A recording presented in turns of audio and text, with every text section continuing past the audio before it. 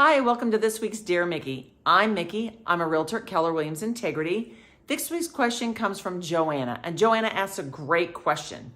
The question is, what's the difference between the sales prices that the sellers and us realtors come up with on a price, and what's our city's property tax valuations where we pay our property taxes? How is that value, and why the other two value, and why they don't match? Great question. So the simple answer is, they're two different things. They have nothing to do with each other. So when a realtor and a seller come up with a list price and a buyer buys it, that value has now been set. That's all there is to that. When it comes to property taxes, there's a whole bunch of metrics and we could get into it.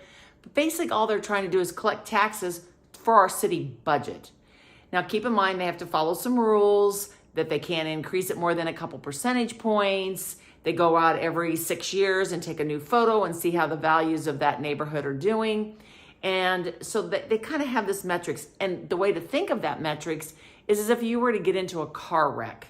If you were to get into a car wreck, the adjuster is going to show up and he's going to say, okay, you have a 2017 Ford F-150. The value of those things are, you need a bumper, it's going to be X amount of dollars. You need a new windshield, X amount of dollars. You need paint, X amount of dollars. Then they're going to total up and that's what it's going to be.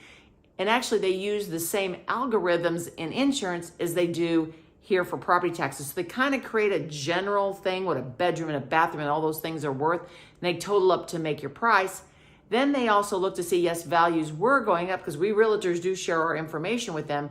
They don't look at each individual thing. They look at them as a grouping and create an algorithm. So then they know they can increase those prices a couple percent. So once they know that number, then and they accumulate all that, then it can become our city's budget. This is how that part works. Follow me now. So right now we're trying to do the 2023 budget. So what the appraisers are doing at city down there is they're looking back at 2021's values. They're doing the increases so they can set our new values for January 1st, 2022, so that we pay property taxes in 2022 for the 2023 budget. Did you follow that? 2021 values, what's the increase to make our 2022 property taxes? We can accumulate that money, tell the city this is how much money they have in 2023. They actually told me they want to keep our taxes lower because if there's a big shift in our economy, they don't want to mess with that budget very much. Like 2007, 2008, there was that big shift and our property taxes didn't adjust that much because they did hold them low. Plus, nobody wants to pay a lot in property taxes. We'd rather spend our money on fun things anyway. So in general, that's how it works. It's a really simple answer for a complicated issue, Joanna. I hope that answered your question.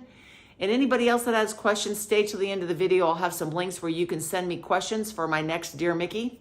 I'll see you then.